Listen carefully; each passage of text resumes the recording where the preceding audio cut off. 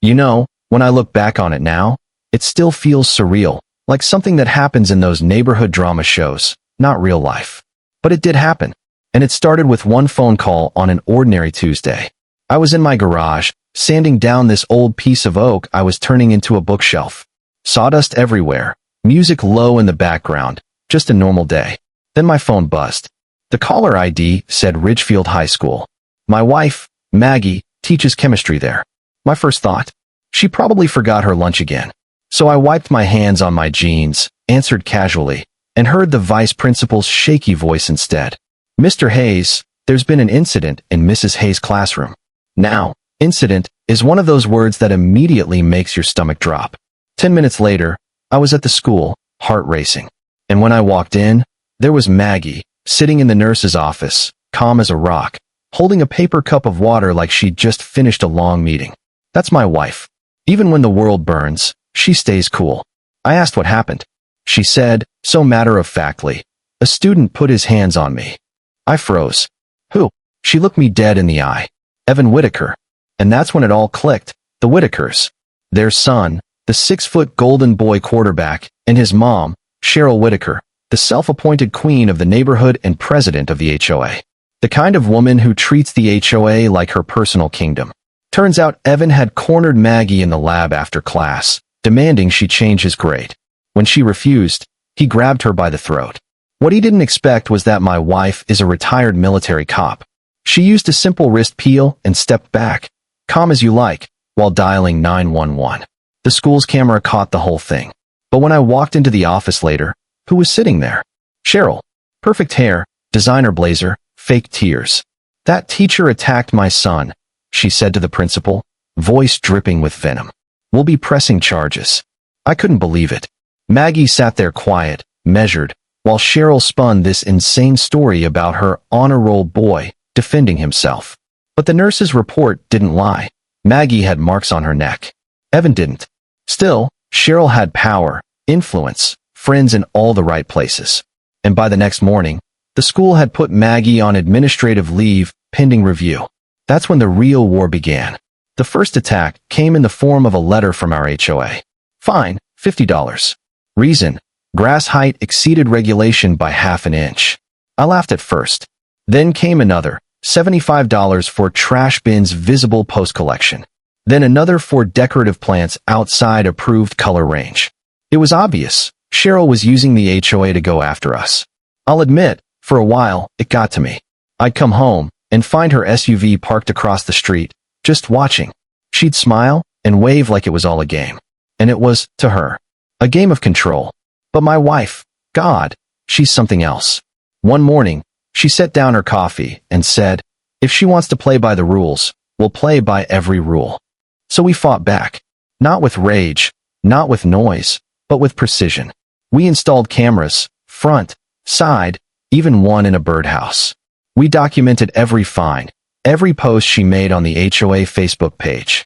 We even measured the lawn on video, inch by inch, just to mock her. You should have seen her face watching from her window as Maggie walked behind me with a clipboard and laser measure. It drove her insane. Then Maggie took it up a notch. She dusted our front gate latch with ultraviolet powder, an invisible marker that glows under black light. If they touch it, she said, we'll know. And sure enough, one night, the camera caught Evan sneaking up our driveway in a hoodie, trying to spray paint our fence. He grabbed the latch, and when our floodlight came on, he bolted. We had it all on video. We thought maybe that would end it. But Cheryl doesn't stop when she's cornered. She doubles down. 2 nights later, around midnight, I got a motion alert. A black sedan idling outside.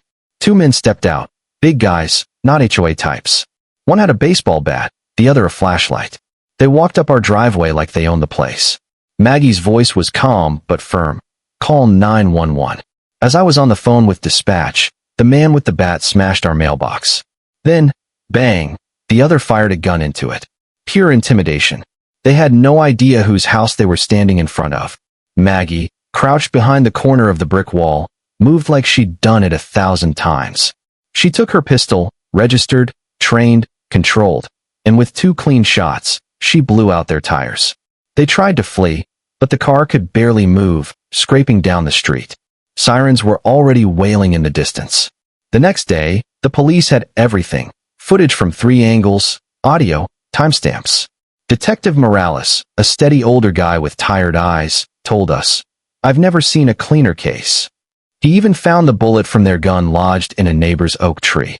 But Cheryl, she flipped the story again. Claimed Maggie was unstable. Said the violence at our house proved her point. And the school district? They suspended Maggie without pay. I swear, that was the moment something in her eyes changed. She wasn't just hurt anymore. She was ready. A week later, Cheryl called for an emergency HOA meeting. The whole neighborhood packed into the community center. She stood there in her red blazer like a senator addressing her subjects, saying things like, "We must protect our community from violent residents." She never said our name, but everyone looked at us. Then she brought Evan up front, arm in a fake sling, voice trembling as he told the room how terrified he'd been of his aggressive teacher. It was a performance, pure theater. And when she asked if anyone wanted to speak before the vote, I stood up. "Yeah," I said, "I've got a few things to show you." I walked to the front with my laptop and plugged it into the projector. Cheryl's smile froze. The first video played, the school lab footage, Evan cornering Maggie, grabbing her, Maggie calmly breaking free. Gasps filled the room. I could hear whispers. "That's her? That's the teacher?" Then came the HOA clips. One of her committee guys sneaking onto our lawn at night and scattering poison on the grass. Another of Cheryl's car parked outside for hours. Then the birdhouse footage, Evan at our gate. I paused it, then showed a photo, his hand under UV light, glowing bright green. The proof was undeniable. The room fell silent, until the final video played. The thugs at our house. The gunshot. Maggie's calm, perfect response. And that was it. Cheryl stood there, white as a sheet, stammering something about doctored footage. And that's when a voice from the back cut through the noise. "Those videos are verified." Detective Morales stepped forward, badge in hand. They're official evidence in an ongoing case. 2 uniformed officers walked in. One cuffed Evan right there, the other turned to Cheryl. "Ma'am, we have a warrant for your arrest, conspiracy, harassment, and filing a false report." You could hear a pin drop. She didn't even fight it. Just shrank inside her blazer as they walked her out past all the people she'd bullied for years. That was the moment her kingdom crumbled. The next morning, the school called Maggie to apologize. Her suspension was lifted, and the board even gave her a commendation for professionalism under pressure. The HOA was restructured. Cheryl's precious rules about mailbox colors and lawn height? Gone. Replaced with something rare in that neighborhood, common sense. A week later, we sat on our porch watching the sunset. The new mailbox stood shiny at the end of the driveway. My neighbor Ron came over with a beer in each hand and said, "Well, peace at last." "Yeah," I said, "peace, and a lot of paperwork." We laughed, and for the first time in months, it felt like home again. You know, we never wanted to fight. We just wanted to live quietly. But sometimes, peace isn't given. You have to defend it.